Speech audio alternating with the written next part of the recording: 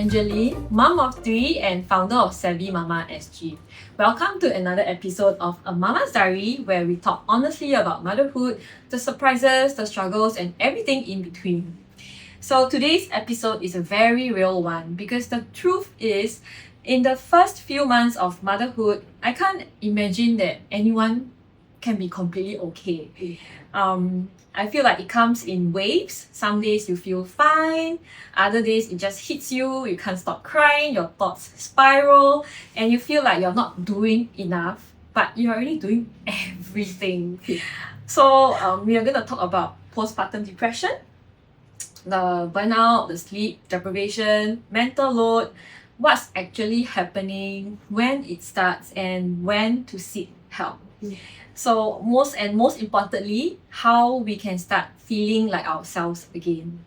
So I don't know, for me it takes at least 1 year each time. Yeah, I think that's a good timeline. Yeah, really? Okay, so I'm normal. So to help us unpack this, I'm joined by Dr. Kamini. She's a psychiatrist, mom of two, and a strong advocate for mental wellness.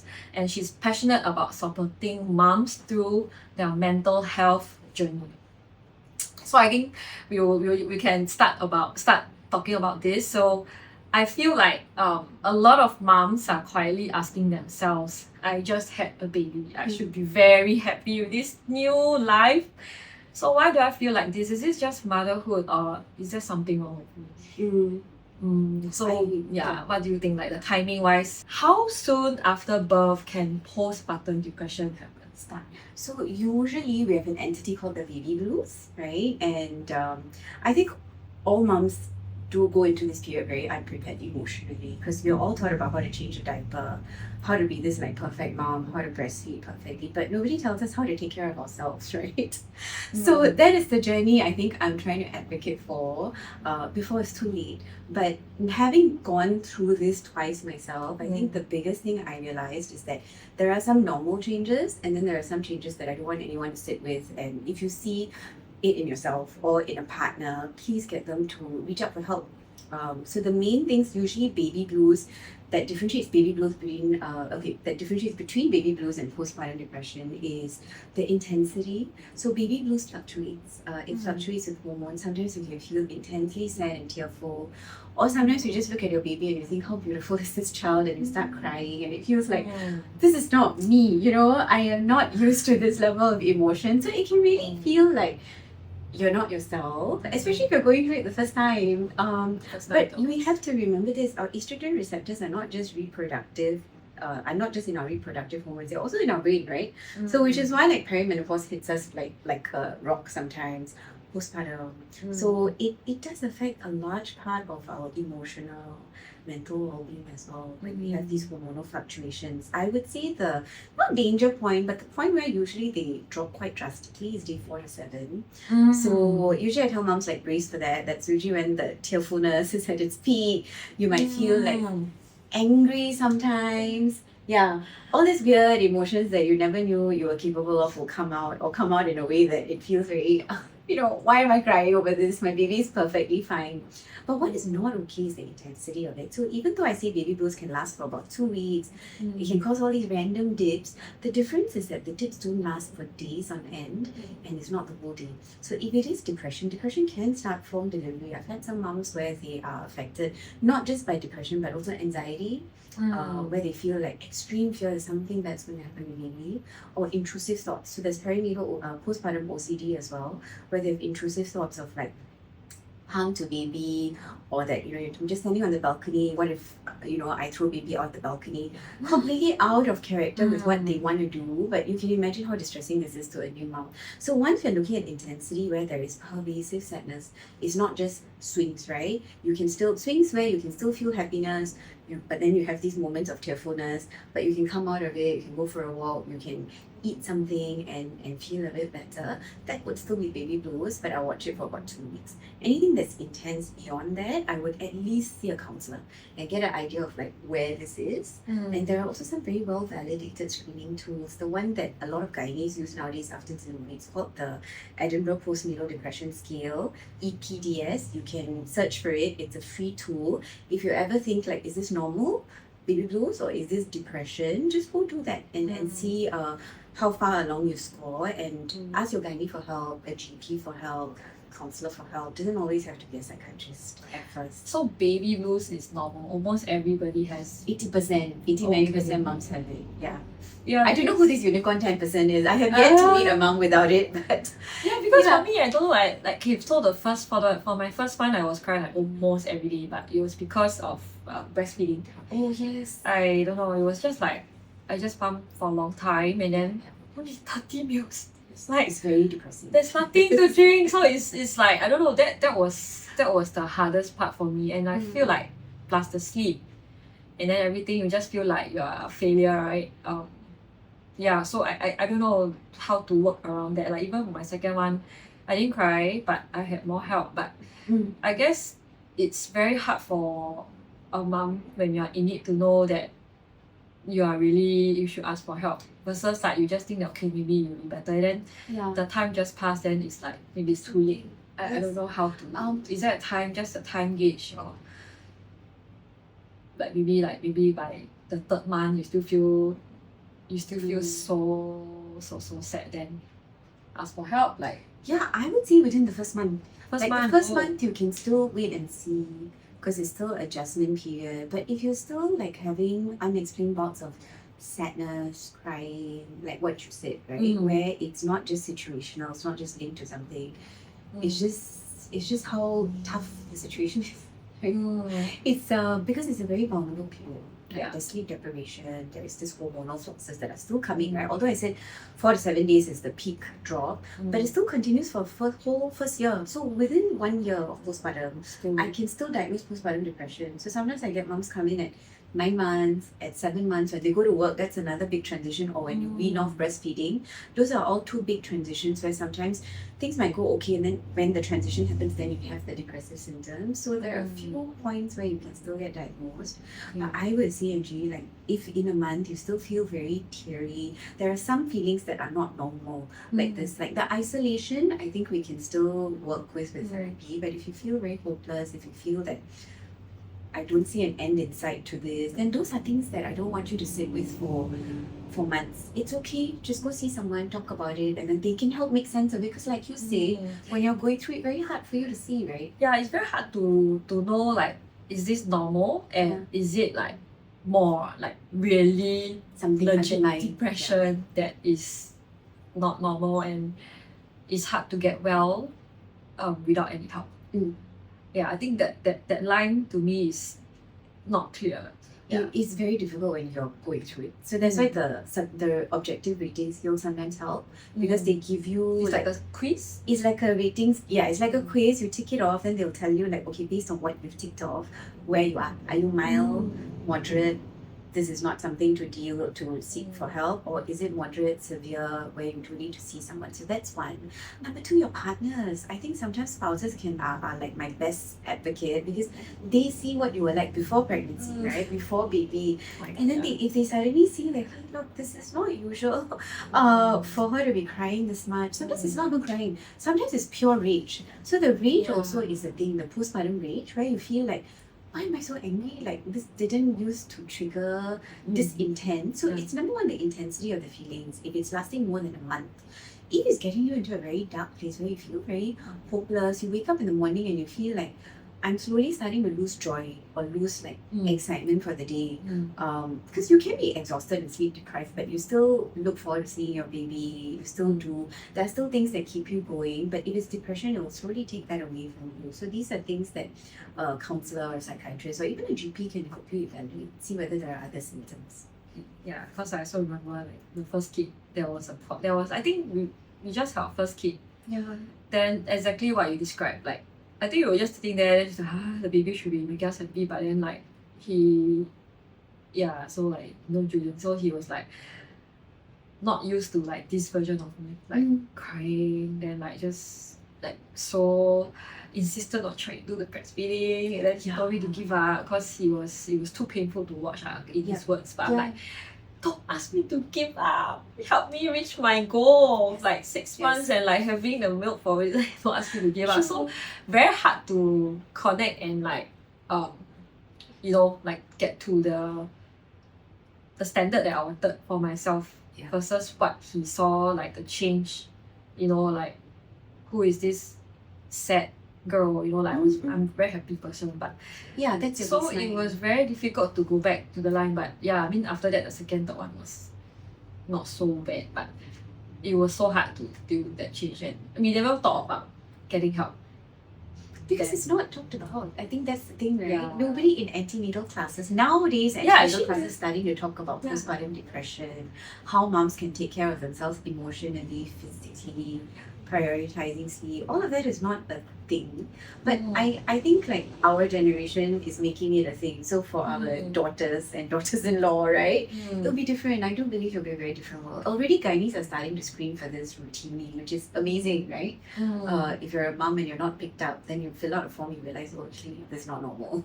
I need to get help. So it's coming. It's advancing is what I would say. So I guess, will you be able to help, like, to really address, like, how is baby's blue really different from postpartum depression and postpartum anxiety? And that's like, if you rank blues, baby blues is okay, and I guess normalish and will kind of go away. And then depression versus anxiety, like, is there a spectrum, and what are the different features and the dangers even? Entities, but sometimes they overlap because they are very related to each other. Sometimes they feed off each other as well. So baby blues is the most harmless, I would say. So usually if I see a mom, she's in baby blues, I would still tell you to prioritize your sleep. This is still not something to be taken easily. The breastfeeding is a huge pressure. How to sleep more. It's very difficult. So sometimes we do have to make some tough choices, right? But that is the part where you have to do it very you have to do it with compromise, because you also don't want to take away the mom's what she wants for herself, right? Her goals. Like if she really wants to exclusively breastfeed, you don't want to take that away from her. Then we work with that to see, okay, where can we fit in the sleep? Where can the daddy or the helper come in to help do like maybe a few hours here and there? So we have to get very creative, but prioritizing sleep is important. Sometimes it's not about the hours, it's about the quality, right? If you go to bed with like a million tabs open, which all of us do, then even if it's like 8 hours of sleep, you still wake up very restless. So what hours is so much. Amazing, right? Yes. I think like if it's 5 hours, 5 hours of undisrupted sleep would be like wow, refreshed. With a baby, yes. I completely agree. So sometimes I need to moderate the expectations. Like it's okay, you won't get like 8 hours, but do you think you can pump a bit earlier, then maybe sleep a bit earlier, and you get 1 hour more, and we see how that comes out. But I also teach them to do something to wind down, because a lot of times, and I don't know whether you all resonate with this. Yes, that's number one. The screen time is very big, right? But the other thing is like baby sleeping, but I can't sleep. I am still like hyper vigilant. Like I fed the baby. Then by the time we change the diaper, you're like, then you like sleep when baby sleep. Yes, but it never happens. Okay. I don't know. Sleep when baby sleep never happens. I don't know, unless you have an army of like nannies looking after the baby. But even then, the mental load of a mom is very different. Like, gotta wash the bottle, sterilize the bottles. Make sure there's milk. Correct. Make sure enough diapers. Never ending. It's never ending. So baby blues, sleep, getting out. And I know with like Asian confinement practices, whether it's Chinese or Indian, like you're not allowed to step out of the house for 1 month. But I felt like maybe being a little bit rebellious, just sitting outside like made such a big deal. Just going downstairs to sit at the condo pool and just sit there with the baby just made a huge difference to me. It didn't feel so isolating. I didn't feel so trapped. But I also like saw people, right? Like it was nice. I saw neighbors who came and say hi. So sometimes just, if you do want to follow it, please, I'm not saying don't, but just see where you can get in some little bits of connections. Maybe invite a friend over for tea, or invite someone who you feel like, hey, this person would really be nice to speak to, then call them up. So the but I don't want to see anyone that period, like, so I don't know. You don't look the best. Like that's true. So they need to be very safe. They need to be people very safe. Judge, but that you feel safe around, right? Like it can be a good friend, or phone call. Right, so connection, movement, whatever you can do. Of course, I'm not asking you to go for a run, but just getting out in the house. If you have a balcony, just sitting there, getting some sunlight. Go back to the stuff that made you smile. Very small things. Yeah, small things.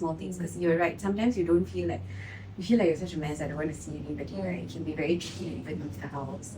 So then getting help in like small things that you can do that make you laugh, little Netflix comedies. But again, right, the caveat for this is that this is baby blues.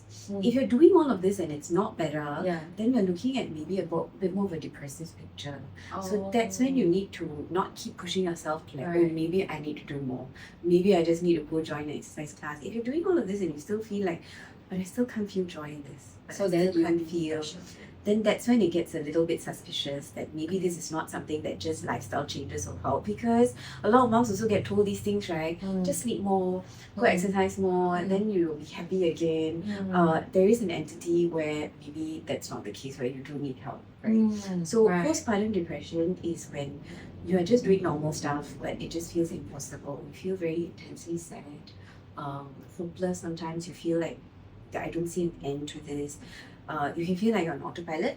I'm just doing these things, I'm knocking through all these steps, but I don't feel joy. And a lot of moms have a lot of guilt about this because our babies are the most precious things to us, right? But you don't feel like, I look at my baby and I feel all this joy I thought I would feel, and I don't feel this connection that I thought I would feel. Those are some red flags to say that maybe this is something that we might need to escalate a little bit more. Of course, the big red flags are if you're actually thinking like maybe this is not worth it. Yeah, maybe my baby is better off without me. Yeah. Or maybe I it's should better jump if down. baby and I just leave them. We don't cause my husband so much suffering. So Yeah. that is the downside. That is for me, because you're asking me what the red flags were, right? Like that is the downside of untreated postpartum depression. I had all these thoughts. Is that I I And don't know. what It's like else? it just comes in. I was like, oh shit. actually, No, but it just comes in waves. Like say it's. but you manage to push through it. It just comes and goes. Yeah. But then it's scary.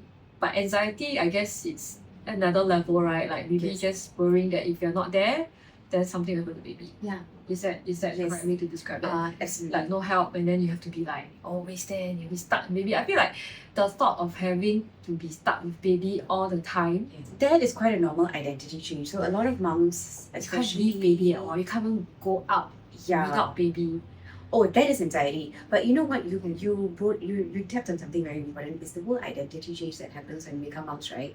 Because even if we were working before, we have time off with annual leave, we've got weekends off.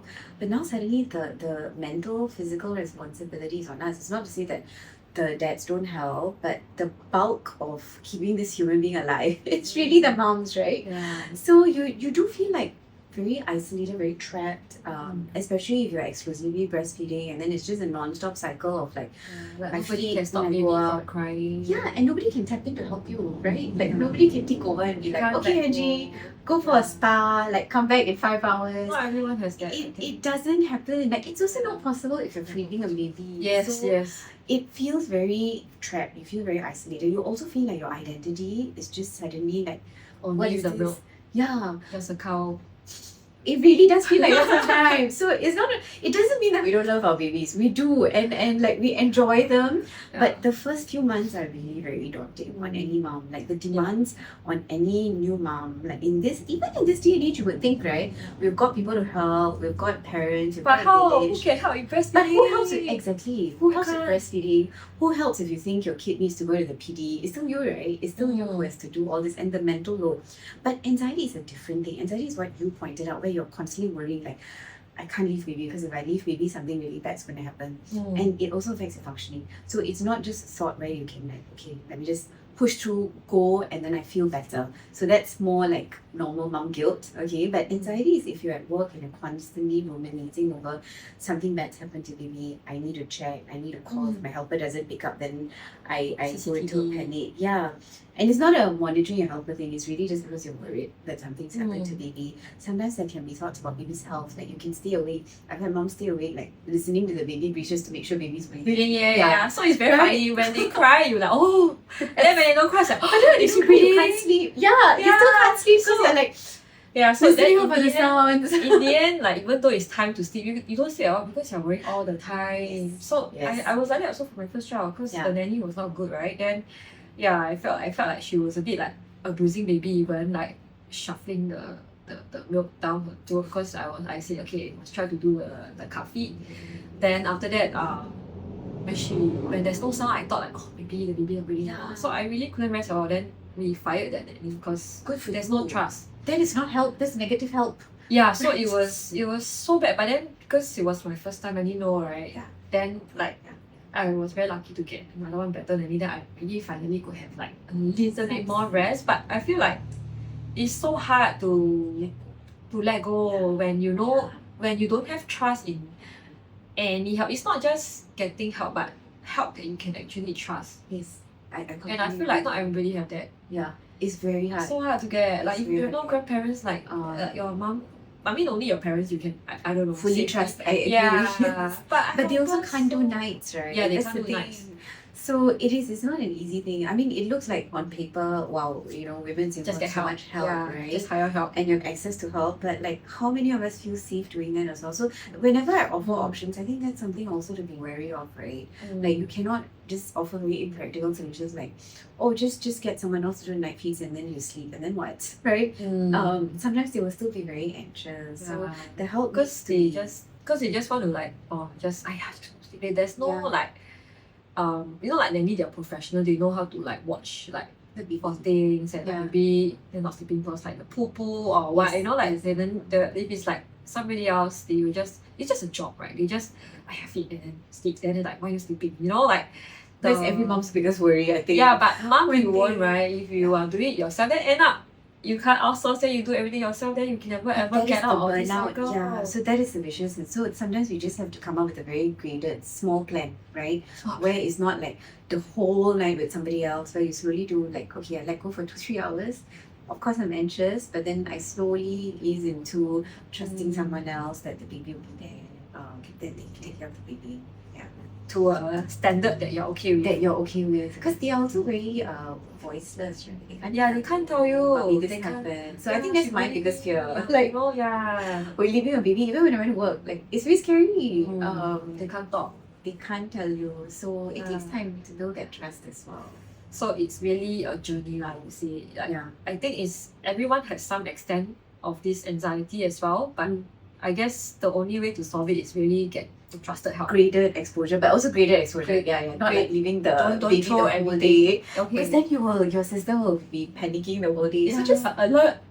just try them out a few hours at a time, see how they go. Then slowly as you trust them, I think you can build up to it. So the anxiety can be managed with slowly graded exposure, managing your own anxiety, letting go. But it's not easy. Oh my gosh. Anxiety and mom guilt. Like mom guilt is very difficult to say just let go.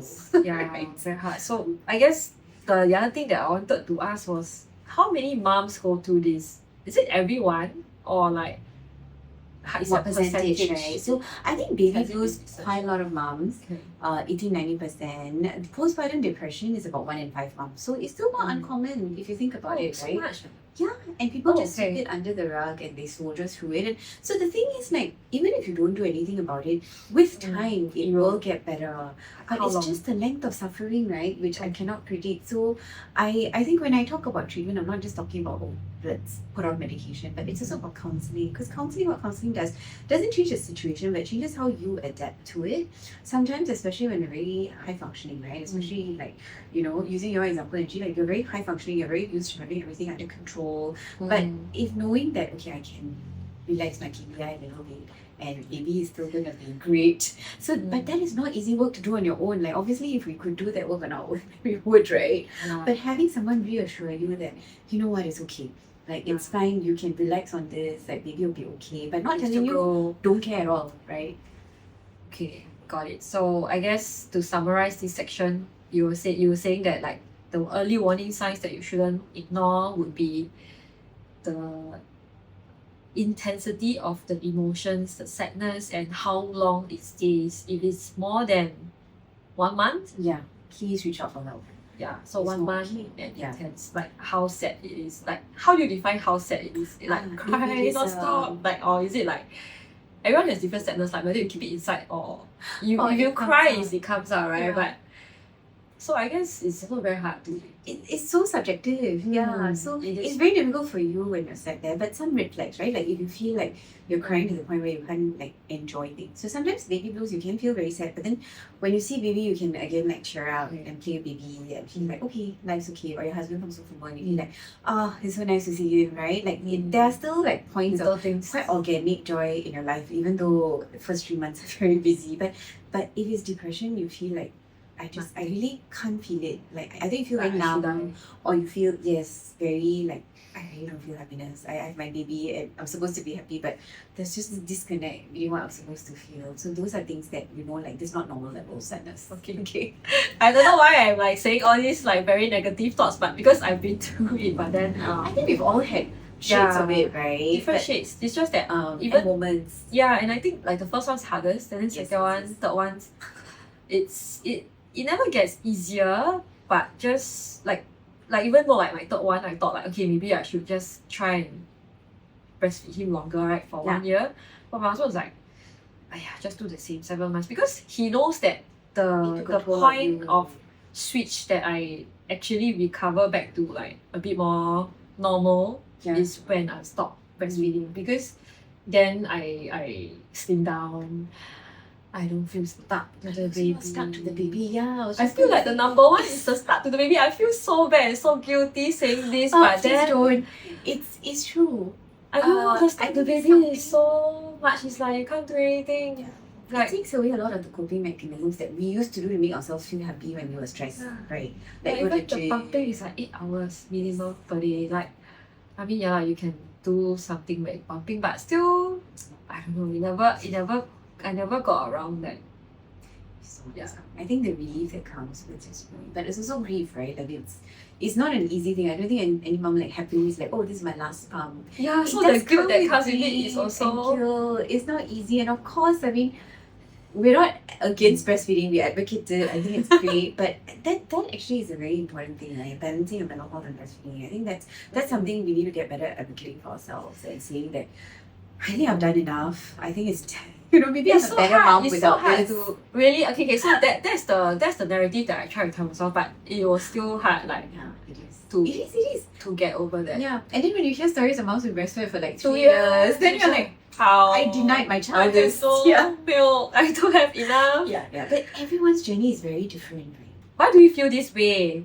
What is really going on? Because I myself also blame myself, like on the mom guilt, and why do moms just experience the uncontrollable crying and the negative thoughts? Is it hormones or just the drastic change in the identity? It's both. Or everything. It's the situational, like you're put in this situation which you weren't totally prepared for, right? I mean, you can plan it, but you can't envision having a newborn at home until you have a newborn at home. I don't think anybody can. Each baby is different as well, right? So it's the situation, it's the fact that we are also not able to do our usual outlets, right? Because for all of us, we have outlets, right? Sometimes you just need half an hour in bed scrolling through Netflix. Sometimes you just need a walk. Sometimes you just need to sit with a cup of tea for a while or have lunch in peace, right? All these small things and the small bits of connection, that's what I've recognized, right? Which is why I brought up the connection bit. Even if like we weren't going out to work, or even if our life was not very much different, right? Technically on paper, but there were still points of connection we had. We could go out, grab a coffee, say hi to the someone in the cafe. We could go out of the house, someone along the way. Yeah, that just went away. That you didn't expect.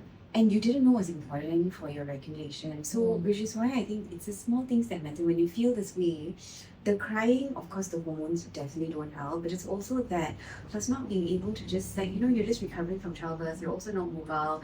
You can't just phone a friend and be like, hey, can we go out tonight for dinner? Why are the hormones like that? Why do the hormones help us be happy and like enjoy the baby? Because like when you're happy also like there's more milk and everything. So I don't know why the hormones working the other way. That's the breastfeeding hormones. So the breastfeeding hormones are your feel-good hormones, right? So they're supposed to feel like make you bad. feel a bit better. But for some women, yes, for some women, actually they have this thing called DEMA, which is dysphoric ejection reflex, where when the letdown comes, they feel And then you- very sad. Yeah. Or very angry. So that makes them feel very scared. Like what is happening, right? Yeah, but why is it like that? Is it Um, just natural or like It is how everybody reacts to the hormonal shifts. So all women have hormonal shifts, right? But some women don't get PMS, some women get PMS. Some women don't get postpartum depression, some women do. Some women don't get DEMA, some women do. So it's just how you react to it, how your system reacts so to you it. So just it's born, not the you're just born with it. There's nothing you can do to change it. Okay, there are some risk factors though. So especially if you're going into it from a traumatic birth, if you had a lot of like pregnancy complications, fertility challenges, sometimes when you've already been so stressed going through IVF, these things put you at higher risk for these for postpartum anxiety, postpartum depression. Lack of support is a big one I still see, because even though we have helped, a lot of moms still feel the pressure to do everything on their own, right? because you feel like nobody else can do it better than you, right?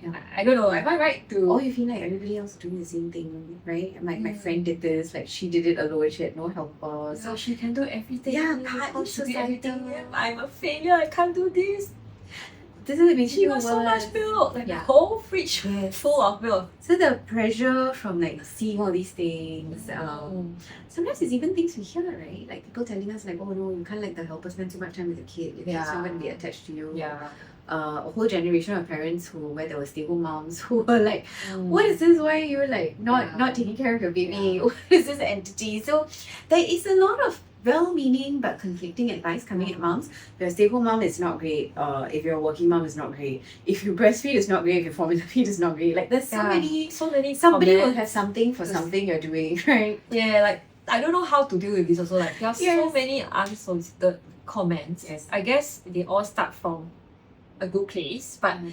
as a mom and when you are in such a vulnerable state, right, Yes. you will take it the most negative way. Personally, because it hits like a rock when you're already feeling that mom guilt, right? Yeah, but there's no way to block it because there's no you have no like normal show. Like if it's like a normal day, Where your hormones are not regular. I think you're enough sleep. you're just like Yes. in out, right? But then like when Yeah. it's like that and then you get all these emotions, I couldn't. I dealt with it. I couldn't. I'm not down. Yeah, you're very raw, Yeah. you're very vulnerable, but also this is the most important job.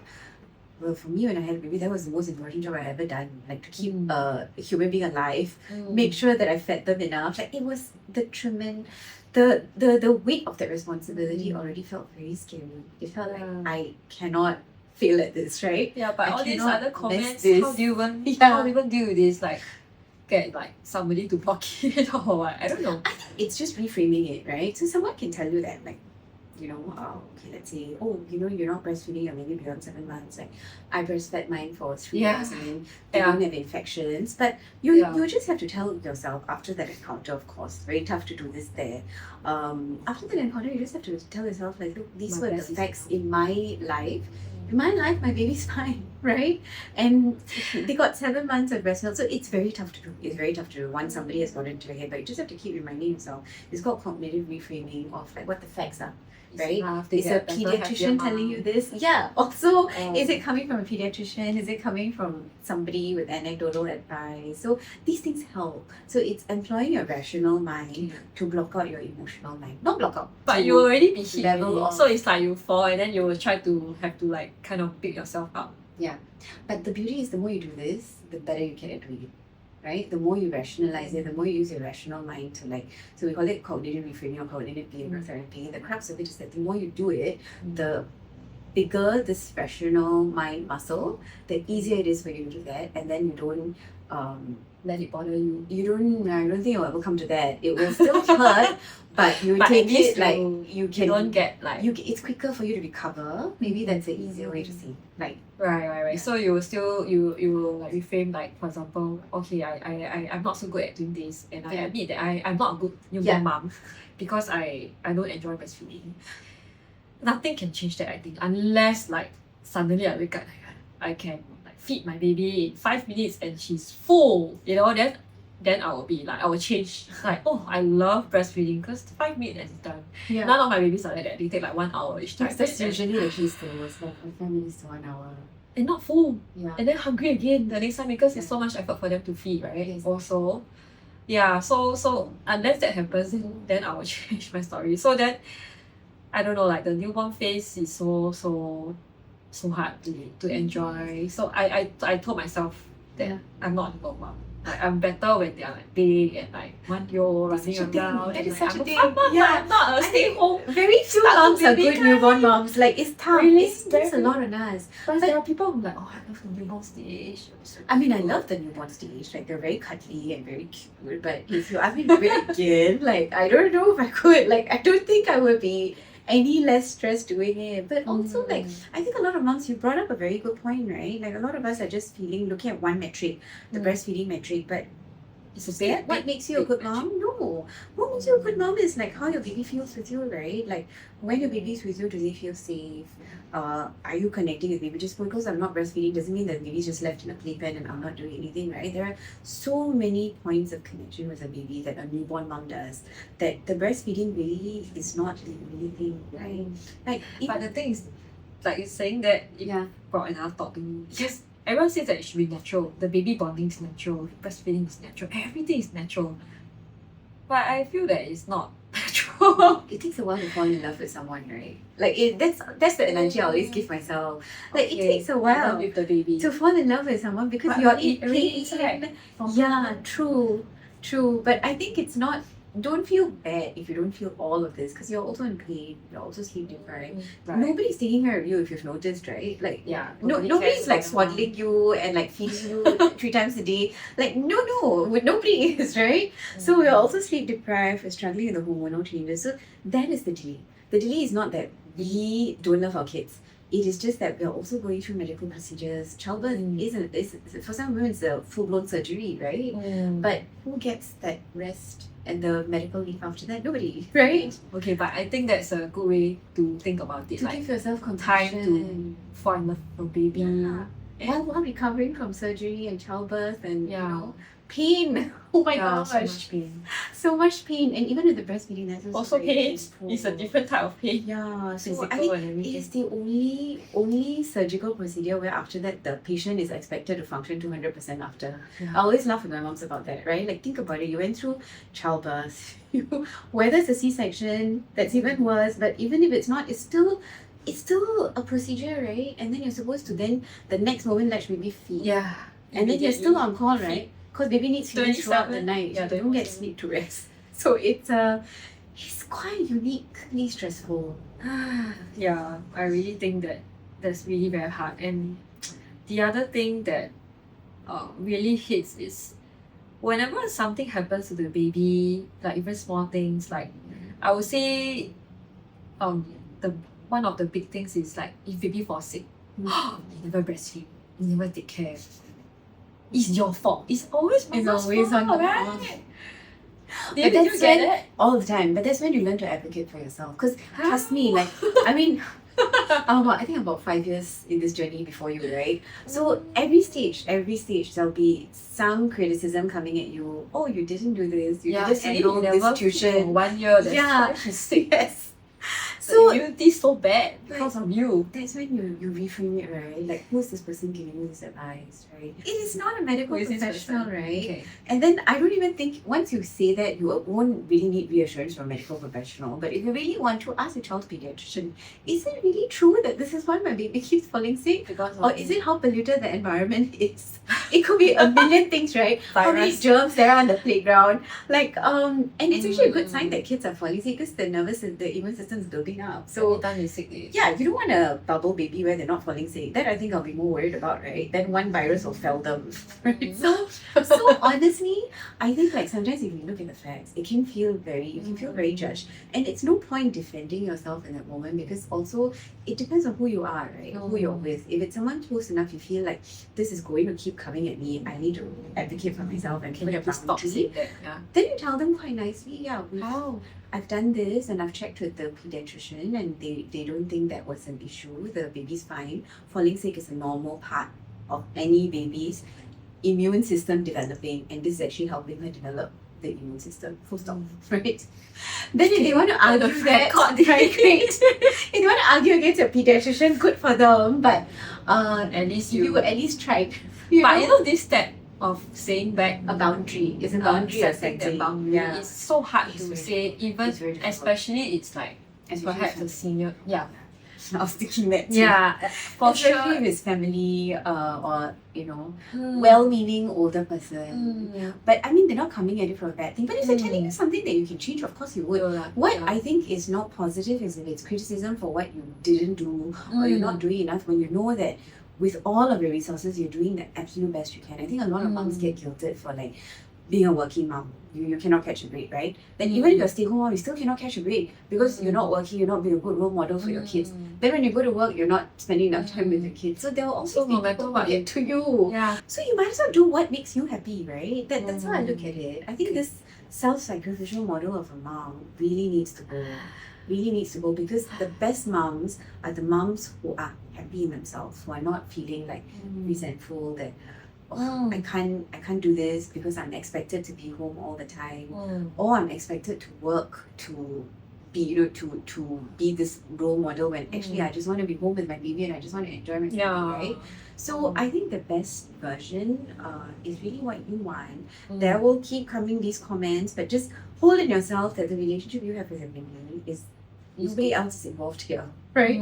Whether they're 1, 3, 5, 9, 12, 18, what you have with them is unpolluted by all of this unsolicited advice. So that also helps me sometimes ground myself. Like sometimes people tell me all these things and I think like, it's okay, you know what? Like my kids are fine. We have a great relationship. And at the end of the day, overall, like I don't think this is a valid fact in my life. And if you think it's valid, you want to change, that's fine too. But set a boundary. You shouldn't be hearing this unsolicited advice over and over again. Okay. It's very damaging for your mental health. Yeah, I really think that's a good point to raise because as moms, we are the last to want anything that happens to baby. Like we only want them to be well, right, healthy and happy and everything.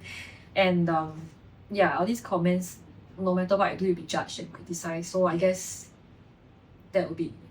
So it's really the reframing, get like someone trusted to really back up that these comments are not real, not true. Yeah, Don't believe it's true. any of them. So that's what you're saying. I don't know how long my mom breastfed me for. Like I don't think she My feels mom guilty didn't for say it. it. No, my mom, she said, oh, I tried, nothing came out, so I didn't do it. That's what she told me. Exactly. So, but the guilt wasn't there, right? But now I think social media doesn't help because there are all these advocacy groups, and I think it's wonderful because the whole breastfeeding thing came up to because the formula companies did such a good job of like marketing for commercial gains, right? That mom's top formula is better than breast milk. So it came up in a very well-meaning space to tell moms like you don't need to spend so much money, you can nourish babies on your own. But now it's kind of the tide has turned to say that If this you is the give, only best thing, right? Yeah. And it's this way, or otherwise you should feel guilty for mixed feeding. yeah, even like if you've noticed like formula milk, right? They don't even do marketing for milk powder during the first 6 months anymore. You're not allowed. Yeah, because I don't know, I think it's a government thing to kind of like Which is nice. promote Which is breastfeeding. But I feel like it's a bit over to the extent that, like if you go and buy the milk that is like If you less than 6 months, like Yeah. why are you doing it? Because you're not supposed to do it. Yeah, or even in the hospital, sometimes you feel like, okay, I'm just too tired, I can't do this. Can you maybe just give the baby formula? You feel like you're asking for poison. Like, like, can you, like, is it okay? Like, maybe, can you just this feed? Can you give them? Like, you feel very scared to ask, right? Yeah. But it's the indoctrination. So it is, I mean, of course, breast Like as a first is time mom, best. as a first time mom, I feel it's even harder to know what is the right thing to do. Yes. Yeah, I think the right thing to do, like now that we've been through it, and you correct me wrong, the right thing to do is what your body and your mental health is capable of doing in that moment, right?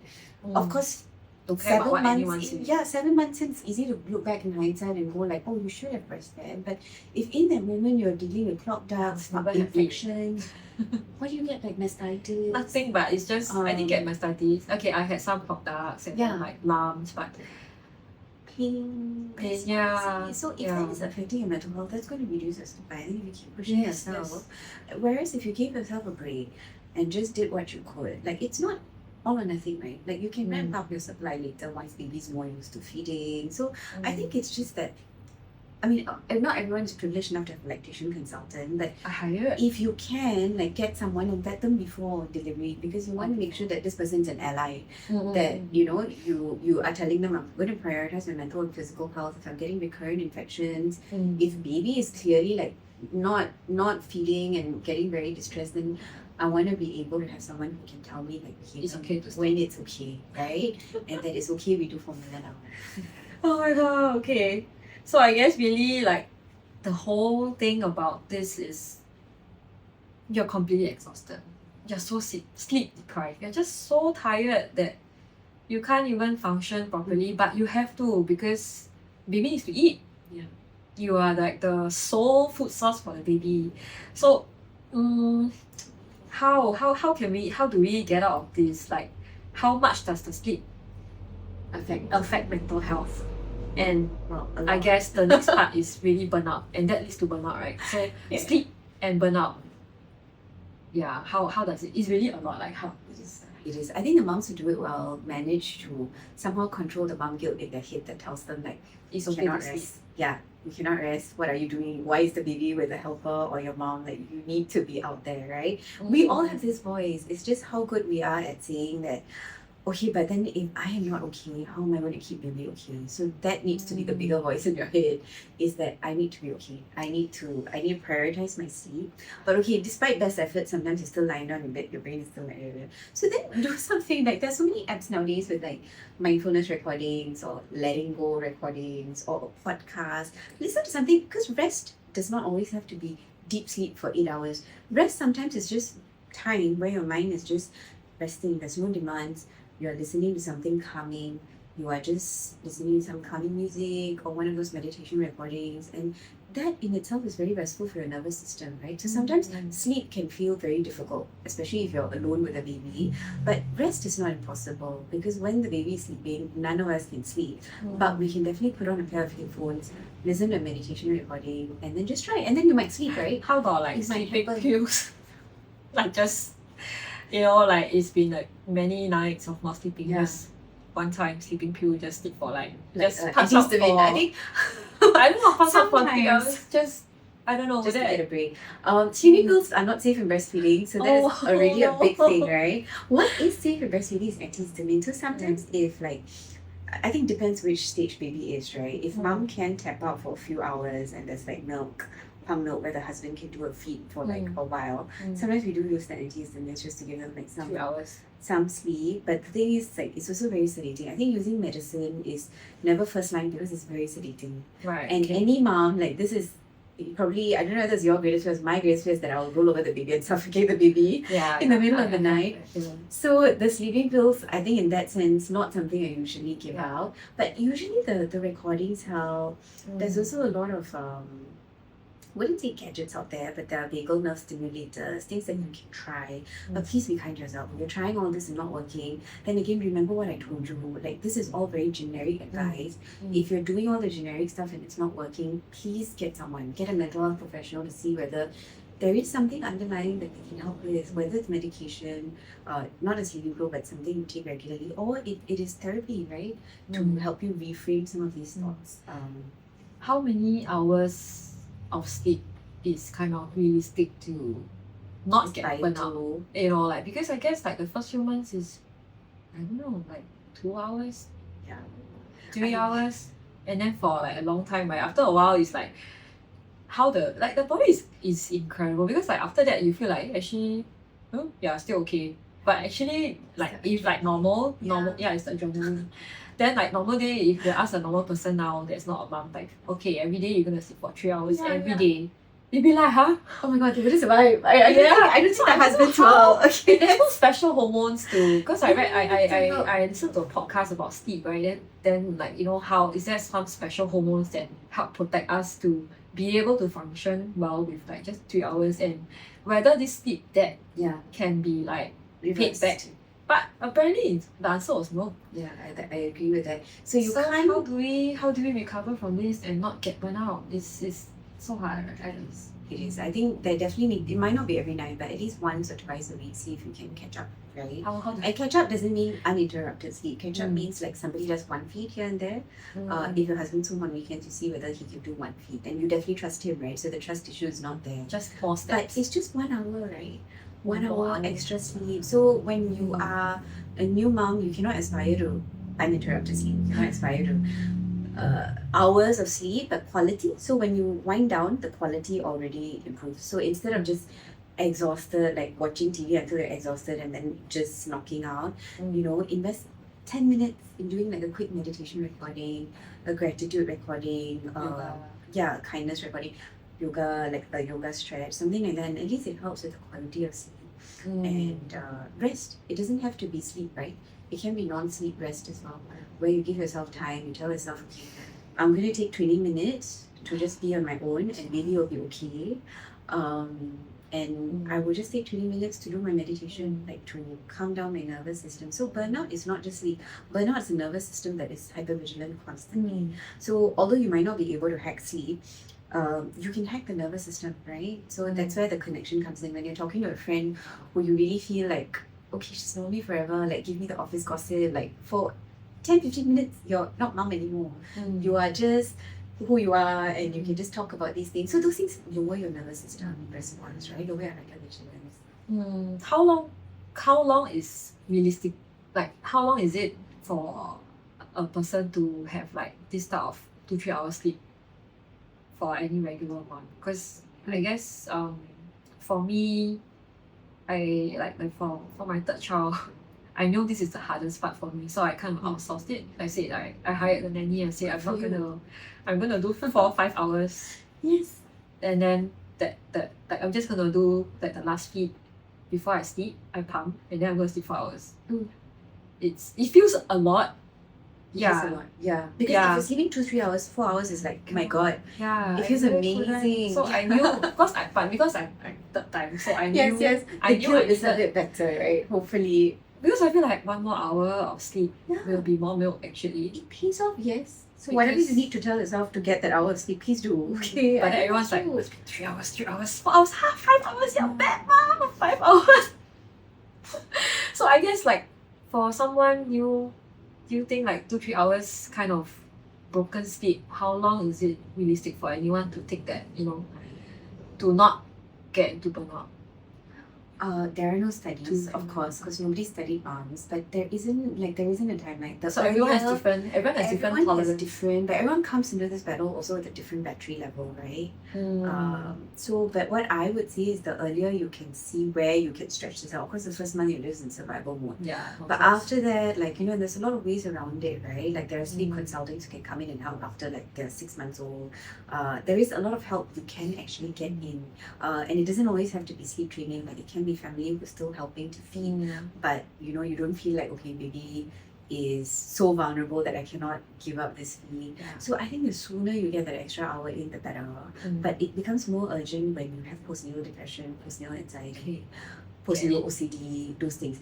Then I would say we really need to get a team and we need to troubleshoot this ASAP. Okay? But otherwise, like don't put yourself at the bottom of the list of priorities.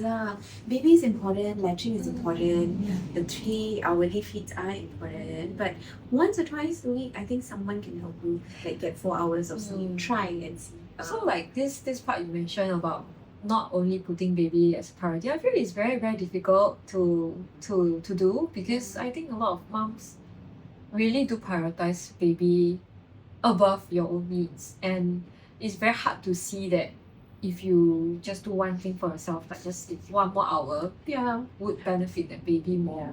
So what you trying to say? So I think because we are evolutionarily wired, right? Like we're wired, and that is a wiring that will last throughout our lifetime. Of course, as newborns, it's exceptionally strong because they're so vulnerable, They right? need you so Yeah. much. But always, like, your kid calls you up, you have dinner plans, and your kid's like, Mommy, I miss you, I want you to come home. Like, you'll go home, right? Like, Yeah. oh, this is life. You drop everything. You will drop everything, go home, whether Yeah. they're 9 or 12 or 18, even more precious if your teenager calls you. You're like, okay, bye, girls, I'm off. My teenager wants me. Yeah. So I think the important thing to know is that what kind of a role model do you want to be, right, for your kid? Do you want your child to have a very stressed, burnt out mom who's doing everything for the kid, but what the kid sees is a mom who's very stressed and not happy?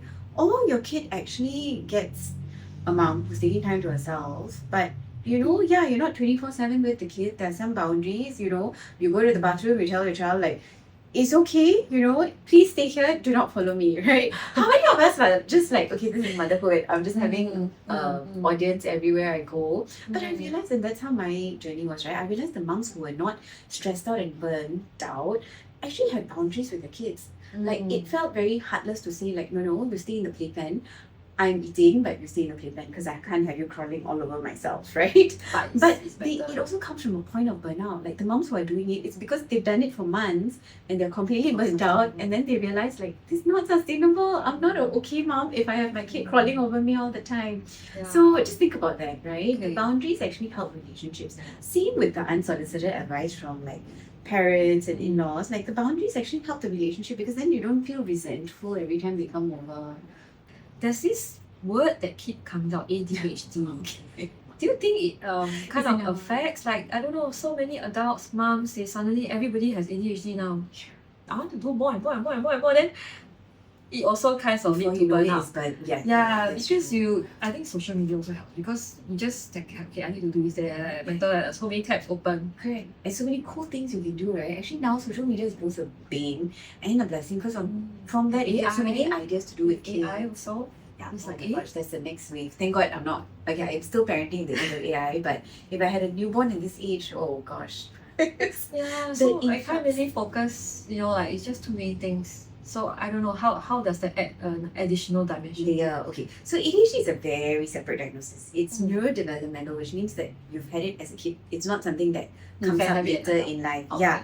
But having said that, a lot of people mask or compensate the symptoms, right? And estrogen is your biggest protective factor when you're a woman because ADHD sometimes causes a lot of memory, retention issues, executive functioning issues. So when your female hormones are all working very well, they help you compensate for it quite well. But if you take away that protection as well, then so that's why in perimenopause, menopause, a lot of women get diagnosed, even though they're very high functioning, because when the layer of protection goes off, they realize, like, my brain's not functioning anymore. I can't keep on top of things. So although it looks like it just started, but if you dig back, you realize, like, already had you had it, but then you realize, like, okay, if I don't do this, I'm going to get scolded. My mom is going to come down hard on me, so I will just somehow survive and do it. But then without the estrogen protection, sometimes it becomes difficult. It actually becomes impossible to do it. So postpartum as well, the postpartum hormones, remember I mentioned that the estrogen receptors are in your brain as well. So they do affect a lot of, like, mom, what do they call it, mom brain? Yes. Where you have this But it's because of the sleep. It's sleep as well, but the hormones don't help. So if you're just sleep deprived and your hormones are fine, it will be different, right? Like, I'm sure there are times where you are in uni, then burning midnight oil till 2 a.m., 3 a.m., but you can still, like, function the next day. Like, for doctors, like, when I was on call, I could be on call, like, a week, and I'm still sharp, I can still do it. But then when your hormones are also, like, my God, like, going crazy, it just takes away that level of protection. So firstly, to answer your question, I don't diagnose ADHD postpartum because there's so much. There's the sleep deprivation. There is being a new mom, which already psychologically puts a lot of pressure on you, right? So a lot of moms are very high functioning. Right. I've never met one low functioning mom who's like, maybe will raise themselves. Like, they're all like, what do I need to do? Nutrition appointment. Everything. Yeah, sign up for Everything school. must be good. Yes. Never think. No, I think no mom thinks about, okay, what can I outsource? No, nobody. Nobody. It's very sad. But the moms who do usually have gone through some experience where they've experienced burnout. They know that. So it takes something, right? Whereas now I think the movement needs to be that when you see a woman heading into motherhood, you get this advice and you sit her down and you tell her, like, you prioritize yourself. You make sure you have, like, decompression points. So my patients know all this advice. You make sure you have 10 minutes every day to yourself alone when nobody is demanding things of you. You make sure you keep up with your friends, the ones who make you laugh, the ones who just talk about stuff other than babies, you know, like your relationships are so important. Even your husband, right? Like even with your husband, like that relationship is the first to take a strain because you just don't have time. You're both like stressed with different things, right? And then the only time you see each other is when you're the most tired, and that's the point where arguments often happen. So it's very tricky. Yeah. So that's why. Is there any way to prevent this? Like, don't have this sadness at all for a first time mom? I don't think, okay, so what I'm saying is that I don't think every mom will feel sad. Like, usually it's waves and it will go away. So just know that as long as you take care of yourself, as long as you have a plan for the sleep, knowing that, yes, I'm going to be sleep deprived for 3 months, but then after 3 months, maybe my husband can step up to do this. Already is helpful in the middle of the night when you're pumping, right? And you don't feel like, is this forever? So having a plan for the sleep might not be able to affect it now, but at least you know that help is coming. Something, if you can even effect it, then if you can find the courage to let go and effect it immediately. Like some people even have a night nanny arranged from the get-go, which I think is so brave and so clever, but also not available to all of us, right? So if you can, or you have a helper who's trusted or someone who can help, then, or if somehow your husband gets quite a lot of maternity leave, come up with a plan where you can get sleep, even if it's not every day, once or twice a week. So these things definitely help. So the sadness will come as waves, but it's usually the first 2 weeks. Usually you'll come out of it after the first 2 weeks, your hormone will level out. If after the first 2 weeks you're still feeling persistently sad, persistently anxious, that is not normal. That's when you reach out for help. So okay, so then when we reach out for help, how is the help like? It depends. Like I for think example, just like go to I come to someone. you, I'm really very sad. I like have all these crazy thoughts. Then how is it like just medication? Then it's like immediate change, like improvement. Like you feel not so sad anymore, or like is it like a longer term? Like because I feel like a lot of things is really like sleep. Yeah. So like how do you even like how would the help look like if we find you? If you speak to someone, it depends on who you speak to. So usually if you speak to your primary care practitioner, sometimes they will refer you for counselling first. That's usually what I do. Like when I see a mum, unless they're really very depressed for very long, if it is quite mild depression and it's very clearly because they are very, very overwhelmed. Like they're not sleeping, they're taking everything on themselves, they don't have help. So then my first point is not to hand them a prescription to enable them to burn out even more. Like my first point is actually to see where we can get help in. And if they're sat in my office, it's a lot easier for me to advocate for them and say, like, talk to the partner and say, okay, your wife really needs this and she really needs this help. So what can we do? Who can we bring on board to help support her so that she can have a bit more rest? But very often that's not possible, right? And very often that's not enough. So, but that medication cannot happen without lifestyle change, without some help coming for the mom. And the medication usually depends on where the stage they are. So if we start medication, I mean, medication is great. It can be game changing if you're really stuck with this persistent sadness because it reduces the distress, also reduces the guilt, just helps you feel more back to yourself. And I think the medication makes you happy. It doesn't make you happy, it makes you feel like yourself. You know, when things upset you, you still feel sad. When things stress you, you still feel bad, but you don't feel this sadness, this like, you know when you mentioned like, I'm having a baby, I'm supposed to be happy, but I'm feeling sad, that feeling won't be there. But you'll still feel frustrated, you'll still feel sad if baby rejects your feeds. The normal range of emotions will still be there. The purpose of medicine is not to numb you or make you like unusually like, I don't care, baby's crying. It's fine, doesn't affect me. That's not okay for me. But usually what medication does is just lifts the floor for the sadness, the intensity of the sad feelings. But slowly you start to notice that your normal range comes back, that yes, things stress you out, but you can be happy when you look at your baby. You can be happy when you're enjoying a meal with your husband. So the happiness comes back. So it doesn't make you happy all the time. It's not a happy pill. You're still struggling with motherhood. So it's still going to be stressful, but you're just not pervasively dragged down by this feeling. Same with the anxiety. You will still be stressed if your baby has a fever, but you're not going to constantly be up at night wondering, is my baby okay?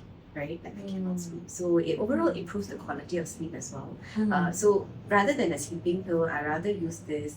But it takes about 4 to 6 weeks to kick in. So which is why, my advice is come in early. Usually we start therapy and we try and see what help we can get on board to help with the stress on your system. And then after that, if we need to start medication, at least if you're with a doctor, then we can do it sooner rather than later. But it's also not lifelong, right? Like it's about 6 months, 6 to 9 months. And then after that, we clean it off. By then, the hormonal piece also would have. So it's just Simple down. if you give medication, it's just for a while, and then you will have a plan to Tip wean it it down. off. Yes. Yes. Because for the most part, it really is this like confluence of sleep deprivation, hormonal changes, being responsible, the whole psychological. So sleep is the best treatment. Sleep- Kind of. But sleep is never. I think for postpartum moms, it's not going to be feasible. So we shouldn't market it as the best treatment. It's not going to be feasible. The best treatment is actually what you do with your brain, right? So if you can allow yourself to rest, that's already huge, right? You might be sleep deprived, but you're not spending like the remaining 12 hours in this, oh my god, I need to be doing things. So that is important. Connections are important. I know I keep saying that, but these things like help your oxytocin, right? Like sometimes I have newborn moms of like where they have 2 kids and then they realize I actually want to spend time with my toddler, you know? And then you feel like I feel so guilty, but go take your toddler to the playground because that is a connection you're missing, right? Go sit with your husband, have So dinner. it's about guilt. These things really help. So the rest, connection, movement, gentle movement really helps. Because sometimes you're just told to sit down, don't do anything. And you just feel like, oh my god, I can't even like do things. Just try and see what you can do. Yeah. Yeah, about that one. So just try and see if you can like even just go downstairs, sit down for a while, have a cup of tea downstairs. Like those things are small things bring you back to yourself.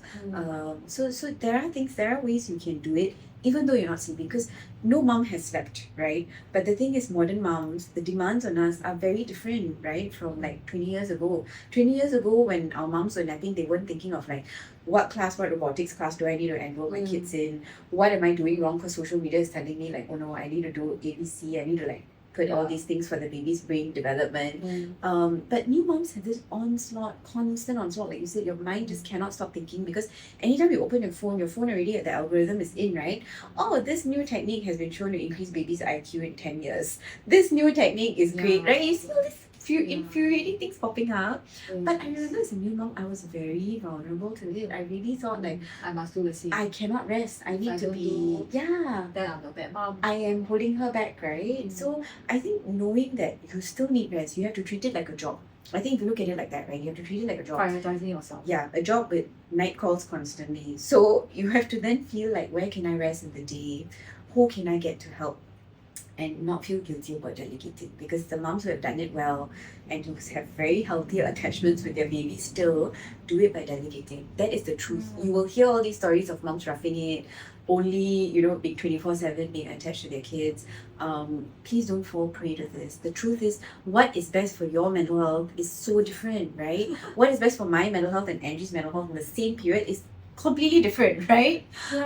So I think you know yourself. You know that if you're someone who's traditionally needed sleep, then this is going to hit you harder. Then you see whether you can get more help on the sleep front. If you know that you're someone who's traditionally exercised, right, like every day go for a run and that makes you feel better, then you need to brace for a good 6 weeks where you can't do that.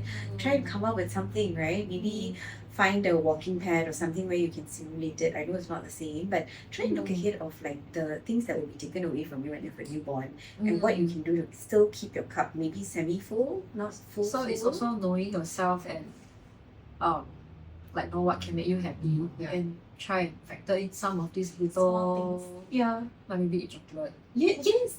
Watch like Modern Family. Watch like episodes that make you feel like, oh, this is so nice. This is really funny. Like brings me back to a time. So deprived, baby. Yes. But I guess I know it sounds very sad, but yeah, it's just small little things you're saying, small little steps. Small little steps. And every time you do that, you're telling your brain, okay, it's okay. Kamini can relax, right? Because she's not in fight or flight. She's not in a battle. She's actually sitting down watching TV. She's sitting down having a cup of coffee. But a lot of times, if you realize, like we're eating, then we're dealing with the baby, and then we're bouncing the bouncer, but your brain never gets the sense that it's okay, you know, she's not in battle. Yeah, don't need to So- do everything. Don't, and boundaries are very important.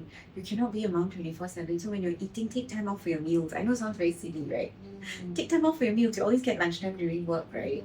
So take time off, sit. It's not going to take you 2 hours, but half an hour where you can just eat a meal, enjoy it, and know that baby's Shower. taken care of. Showers are very important. It's very stressful to shower when the baby is like Crying. crying or knocking. Cause- So He needs to drink. He needs the milk now. okay. You shouldn't shower. yeah. When do you time this, right? Mm. It's okay. I mean, have some backup. Like if you can plan ahead, I'm not saying let your baby cry and not feed the baby, but if you can plan ahead, you have like some backup, then it really helps you just put in these small breaks in the day. That's how you stop the burnout from accumulating. Because once it's accumulated, then you need very drastic measures, right? Then I need to tell you like, okay, you need your 8 hours of sleep. Please outsource the breastfeeding to someone else. No, please outsource the feeding to someone else. Very, very rarely now. But sometimes it gets to the point where you need to do it. But if you do like small things and you take care of yourself, and slowly after the 1 month is over, you go out. Like I know it sounds like, oh my god, what is this getting out? But try like half an hour, see how baby is, and then slowly head out for a bit longer. Get back to the stuff that makes you happy. What's the, just curious, like what's the like worst kind of like saddest mom that like you've ever experienced, and how do you did she manage to get out of it? Yeah, so what I usually Was it- see are like all success stories. So I must say I haven't had any So adverse there outcomes. is hope. There's definitely hope. There's definitely hope. A lot of moms actually feel very relieved when the prescription they leave with is that don't feel guilty for taking time to rest, right? You This just is how hear you it from recover. someone. Yeah, and especially coming from a doctor and your spouse is sat there, it's very powerful, right? Because then that's the biggest advocate. Like that's the biggest advocate for you is your doctor telling you need to rest. You need to stop, you know, grinding yourself like this, and baby will be fine if you are happy. Like if you are rested and you are well and you're fulfilled, then your baby will be fine. You know. So usually they're good stories. Then they come out of it with like, then they start telling their friends like, it's very good. Like, it's a positive cycle. Then they start advocating when their friends are pregnant, saying that you need to take care of yourself. Okay, don't fall prey to this. Okay, so I guess we're just gonna round up the whole thing. I think we just want to leave some hope and reassurance to moms, like to anyone who's suffering and listening right now. Yeah. What is the one thing that you would tell a mom who feels like she's drowning? What would you say to her? I think what I would say to her is, don't be alone with that feeling. That is the biggest thing. Talk to a friend, talk to your husband about it, talk to a doctor, talk to someone, because this thing is not something you're meant to deal with alone. Motherhood is not something you're meant to deal with alone. It's like the toughest job I've done. It is easily the toughest job, but also the most rewarding. It's also given me like my best moments of joy. But my gosh, there is no handbook that helps you do this job. So talk to someone. You cannot be sitting with that alone and it's not a good feeling to be situated inside. Yeah, so I think talking about it alone, like it's easier for some and harder for other people. Yes, it's actually very hard because a lot of moms- because you feel like stupid, like why do you have Yeah. this feeling, you know, Like like what's so special about me, right? yeah, That everyone I get everyone to seems feel to be this way. okay. Yes, but you'll be surprised. Like open up to someone trusted as well. You'll be surprised you open up to someone. 1 in 5 women have gone through this. Somebody will be telling you this, like a sister-in-law, a friend, a colleague will be like, yeah, that happened to me too, you know. And then you don't feel so alone. But also, I think there is power in just saying that I'm not okay.